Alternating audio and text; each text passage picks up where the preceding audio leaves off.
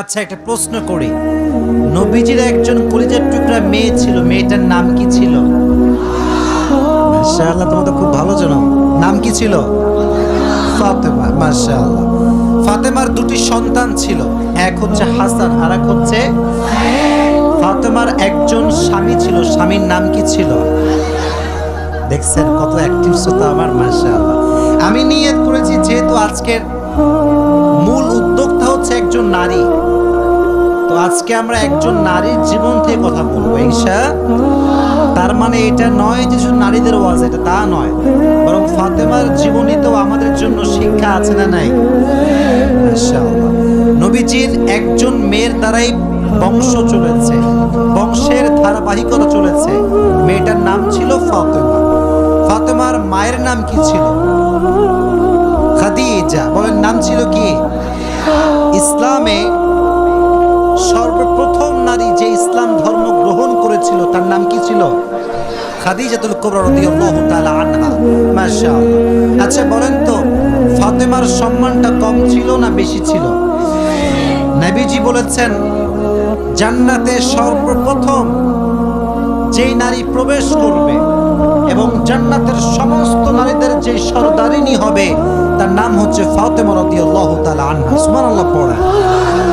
নবীজি বলেছেন, যে ফাতেমাকে কষ্ট দেয় সে আমাকে কষ্ট দেয়, যে ফাতেমাকে ভালোবাসে সে যেন আমি নবীকেই ভালোবাসে। সুবহানাল্লাহ পড়া। এটা হচ্ছে ফাতেমা রাদিয়াল্লাহু তাআলা আনহা। ওনার নাম ছিল ফাতেমা আস-সিদ্দিকা, আবার তাহেরা, আবার আছে জুহরা। এক এক জায়গায় একটা উপাধি এসেছে, তবে ফাতেমার সম্মানকে আকাশচুম্বী সম্মান করে দিয়েছে একজন। জবান খুলে বলেন তিনি কে? এবার আসেন, ফাতেমা রাদিয়াল্লাহু তাআলা আনহা যখন বিয়ে করেছিলেন, তার বিয়ের হাদিস, এই যুবকেরা, এই তো কথা এইটা ছিল না, কথা তো এইটা ছিল না, তুমি চুপচাপ থাকবা, একটু গ্যাপে, কেউ কাউকে ধাক্কা দিও না। এখানে জায়গা খুবই কম, কারণ সামিয়ারা খুবই কম জায়গায় আছে। আচ্ছা বলেন, ফাতেমার স্বামীর নাম কি ছিল? বলেন না, নাম কি ছিল? আলী রাদিয়াল্লাহু তাআলা আনহু। যখন ফাতেমার বিবাহের বয়স ঘনিয়ে আসলো, সর্বপ্রথম ফাতেমাকে, যুবকের হাদিসটা মনোযোগ দিয়ে শুনো, খালি ডান বাম করে মোবাইল নড়াবা না, কথা শোনো। ফাতেমার বিবাহের জন্য সর্বপ্রথম যিনি বিবাহের প্রস্তাব নিয়ে এসেছিলেন তার নাম হচ্ছে আবু বকর। তার নাম কি? আমাকে জবাব দিবেন, তার নাম ছিল কি? ইয়া রাসূলুল্লাহ, আমি আপনার মেয়েকে বিয়ে করতে চাই, আপনার পারমিশন আছে কিনা? নবীজি যখন প্রস্তাব পেয়েছেন একদম সাইলেন্ট, চুপচাপ, কোনো জবাব দেন নাই। আবু বকর বের হয়ে গিয়েছে।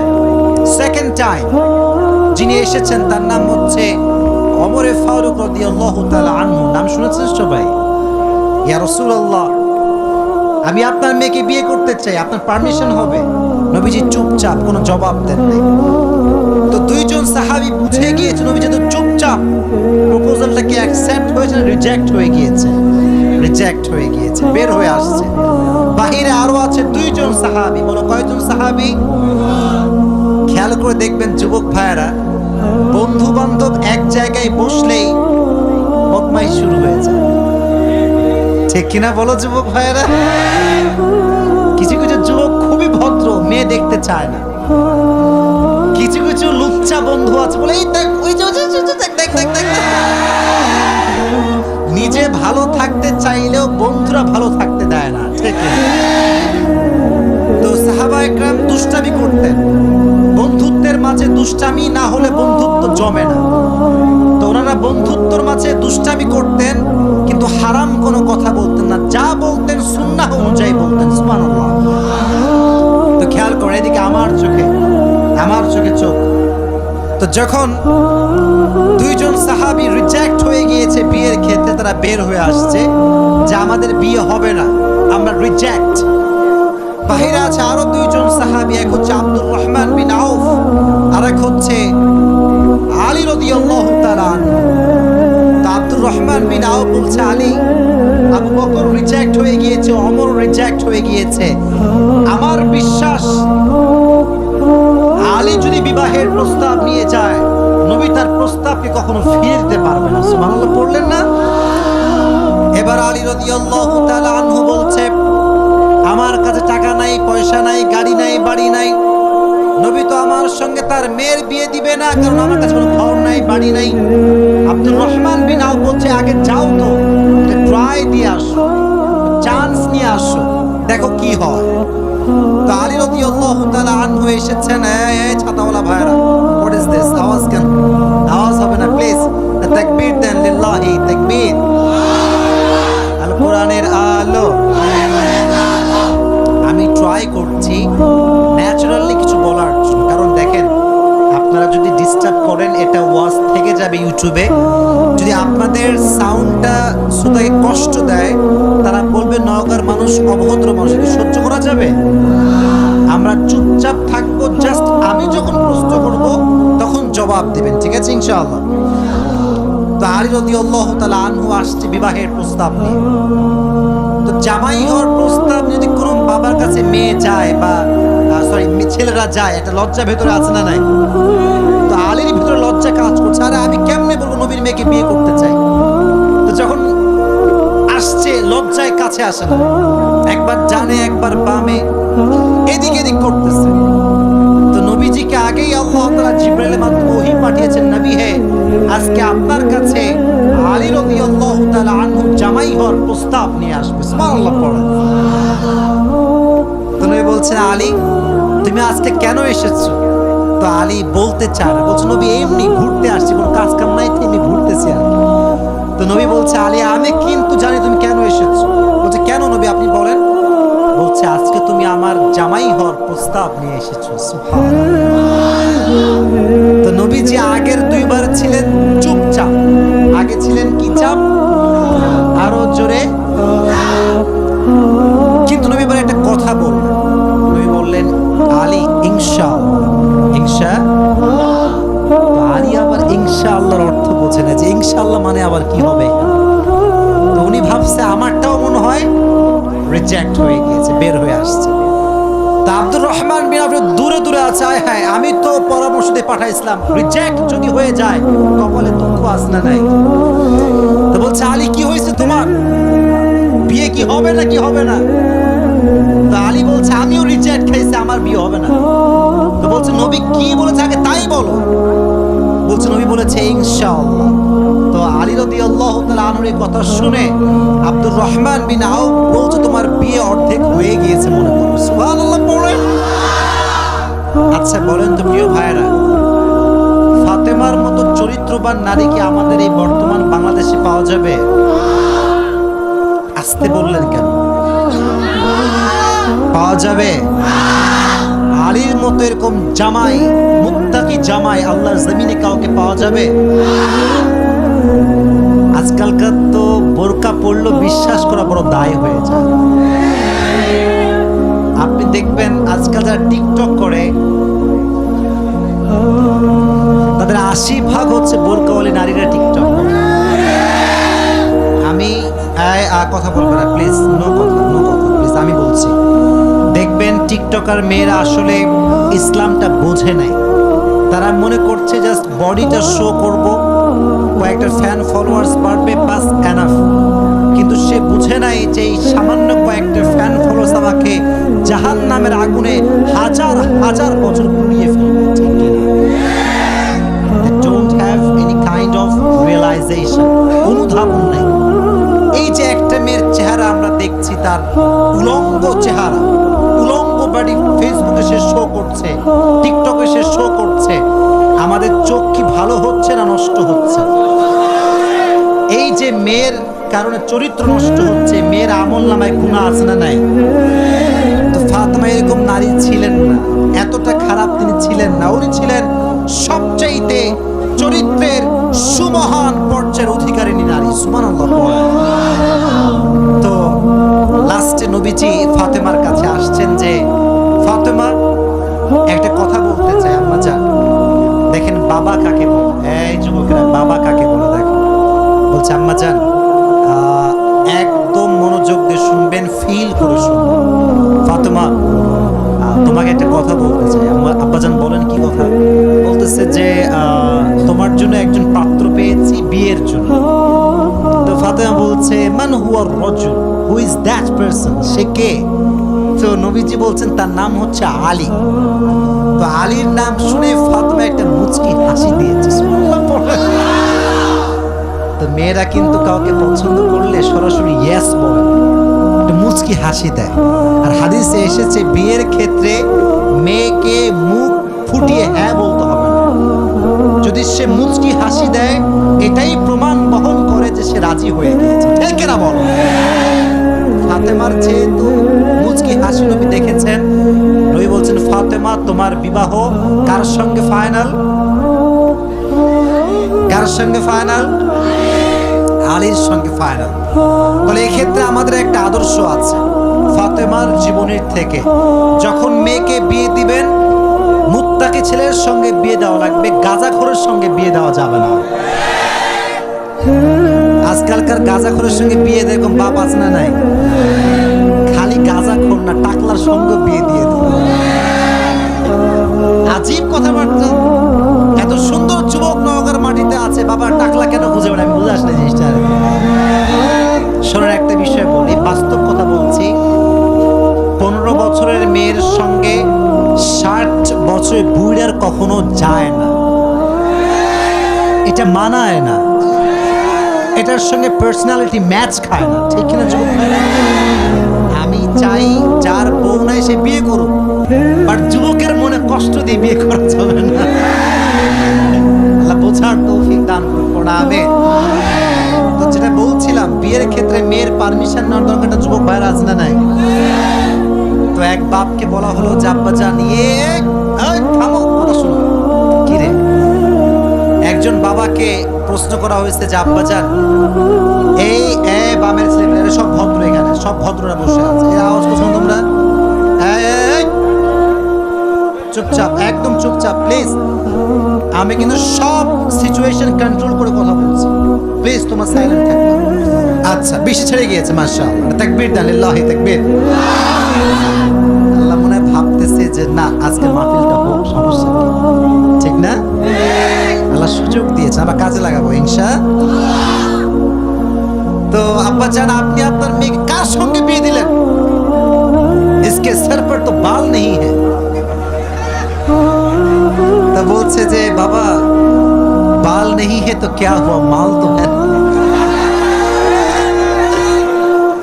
আজকালকার আব্বাজানরা অনেক সময় টাকাকে বেশি গুরুত্ব দেয়, তাকওয়াকে গুরুত্ব দিতে চায় না। এরকম বাবা আছে না নাই?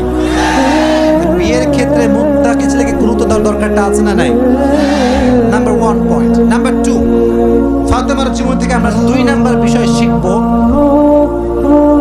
যে একজন স্ত্রীর আদর্শ কেমন হওয়া দরকার, স্বামীর সঙ্গে ব্যবহার কেমন হওয়া দরকার, জানা দরকারটা আছে না নাই?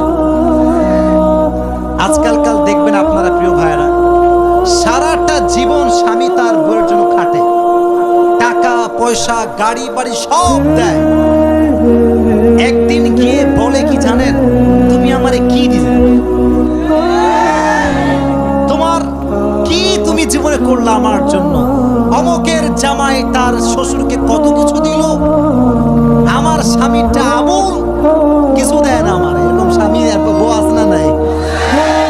আজীব কথা, এটা ঠিক না। মনে রাখবেন, জাহান্নামে সবচাইতে সেই মেয়েরা বেশি যাবে যারা স্বামীর অকৃতজ্ঞ ছিল। নাউজুবিল্লাহ পড়েন। একটা অবাক করা হাদিস শোনাই। ফাতেমা এমন একজন বউ ছিলেন যিনি তার স্বামীর কাছে কোনো আবদারি করতেন না, কোনো কিছু চাইতেন না। তো একদিন স্বামী আসছে আলী, এসে বলছে এই ফাতেমা তুমি আমার কাছে কোনো কিছু চাও না কেন? কিচ্ছুই চাও না, আমি চাই তোমাকে দিতে, তুমি নিতেই চাও না। আজকে তুমি এমন একটা কিছু চাইবা যেটা খাওয়ার জিনিস হবে, আমি তোমাকে নিয়ে এসে খাওয়াবো, আমি তোমাকে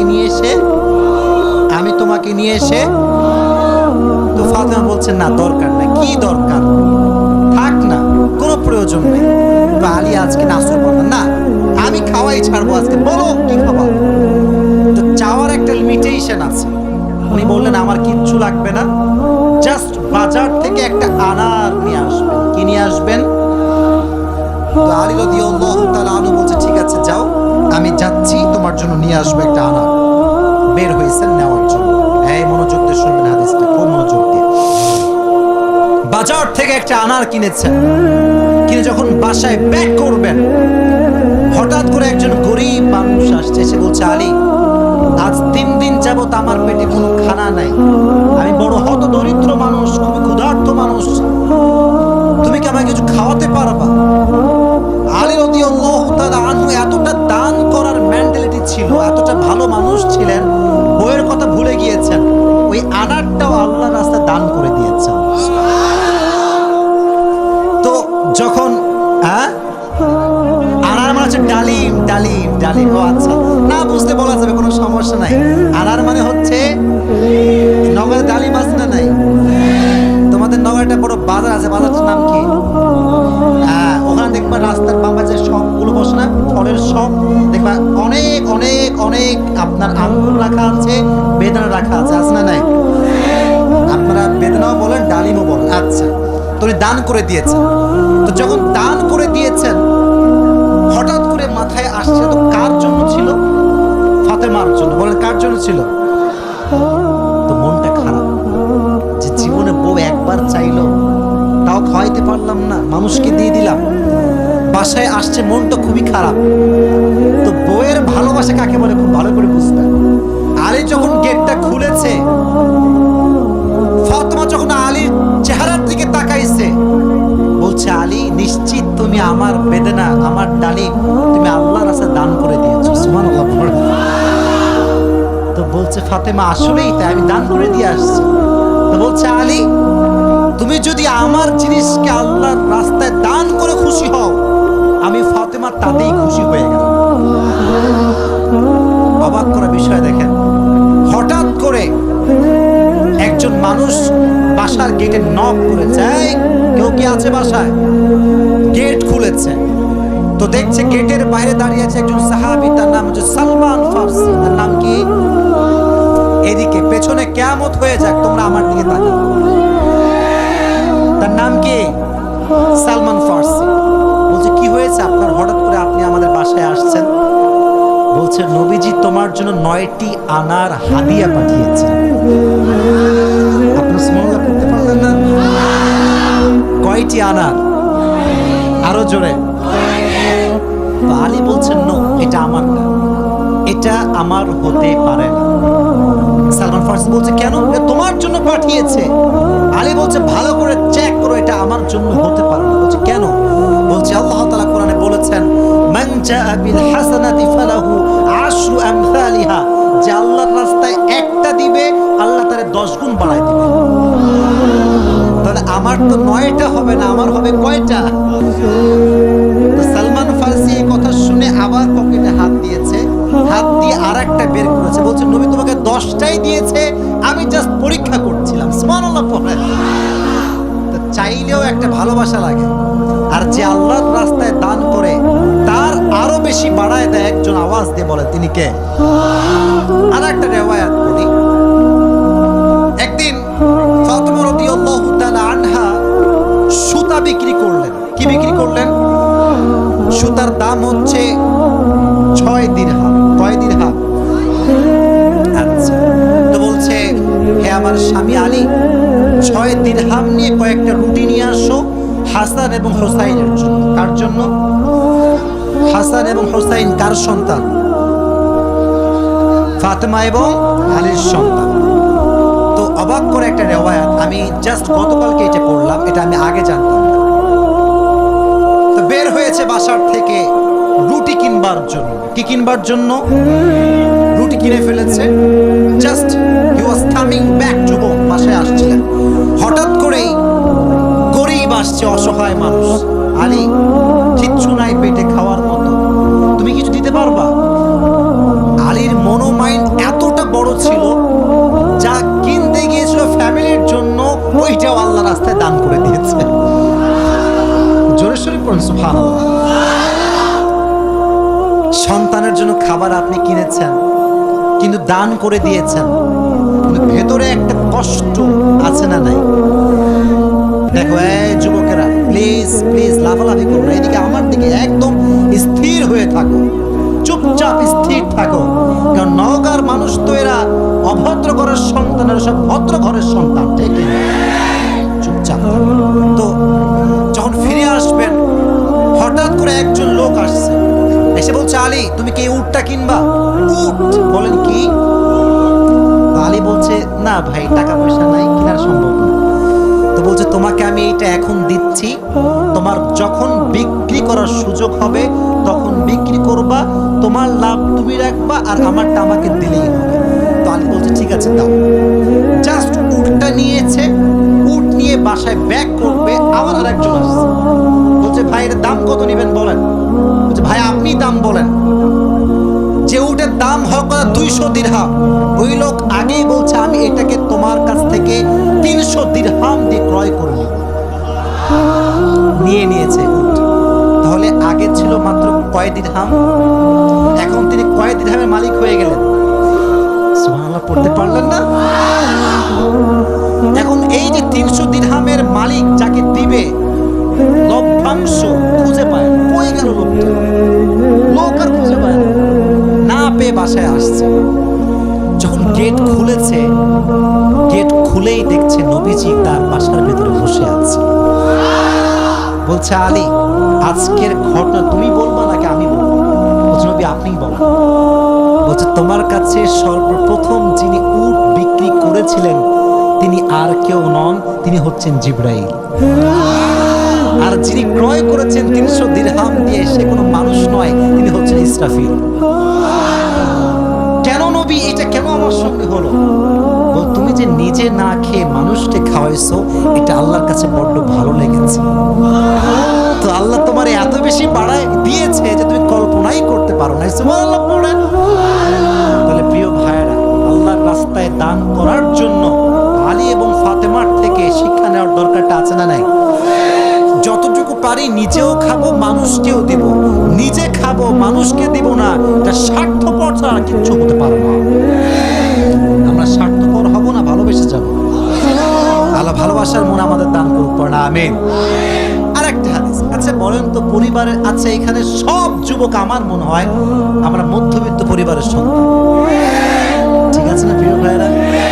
শোনেন একটা কথা বলি, অনেক সময় অনেক যুবকের মন খারাপ হয় যে হুজুর শখের একটা R15 নাই, শখের একটা আইফোন নাই, ঠিক আছে না প্রিয় ভাইয়েরা?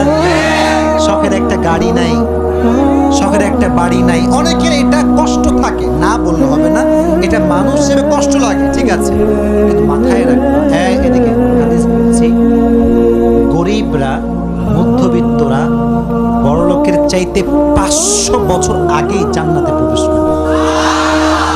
এবার খুশি না বেচার? এবার হাদিস শুনুন। হঠাৎ করে একদিন আলী এবং ফাতেমার ঘরে এতটা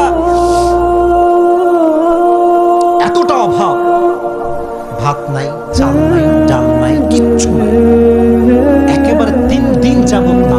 কয়দিন? কম মনে হচ্ছে আপনার কাছে? কম না বেশি? আপনি বিশ্বাস করুন, আজকালকার যুবকরা বডি বিল্ডিং করে, ইভেন তার 6 প্যাক বডি আছে, কিন্তু রোজা রাখতে চায় না। এই এলাকায় মনে হয় নাই? খবর লাগাবেন না, আপনার ভাবিও রোজা রাখে না, খবর লাগায় না। বলবেন যে ভাবি হোয়াট ইজ দিস, রোজা রাখেন না কেন? বলছি বাবা গায়ে শক্তি নাই, দুর্বল। একদিন এক যুবককে বললাম, কি রে তুই আমার কথা শুনিস না? বলছে অবশ্যই শুনি। রোজা রাখিস না কেন? বলছে যে ভাই রোজা রাখলে বডি কমে যাবে। নাউজুবিল্লাহ পড়তে পারলেন না প্রিয় ভাইরা? কয়েকদিন যাবত না খাওয়া। এবার আলী রাদিয়াল্লাহু তাআলা আনহু বাধ্য হয়ে গিয়েছেন, আর পারছেন না। বলছে ফাতেমা যাও, বাবার কাছে যাও, বলো আব্বা যান বাসাতে খাবার মতো কিছু নাই, আপনার কাছে কিছু হবে খাওয়ার মতো? আহা! ফাতেমা যখন ঘরে আসছেন, নবীজি ঘর খুলে দিয়েছেন। দেখেন বাবা এবং মেয়ের ভালোবাসা কত সুন্দর। ফাতেমা বলেন নাই যে আব্বা জান কিছু লাগবে। যখন গেট খুলেছে, মেয়ের চেহারা দেখেছে, আব্বা বুঝে গিয়েছে মেয়েটা আমার ক্ষুধার্ত হয়ে আমার কাছে এসেছে। সুবহানাল্লাহ। ডাক দিয়ে বলছে, ফাতেমা তোমার অবস্থা কি বলো, কি হয়েছে তোমার? ফাতেমা রাদিয়াল্লাহু তাআলা আনহা ডাক দিয়ে বলছে, আব্বা জান, আজ 3 দিন যাবত আমাদের বাসায় কোনো ভাত নাই, ডাল নাই, চাল নাই, গোস্ত নাই, কিচ্ছু নাই।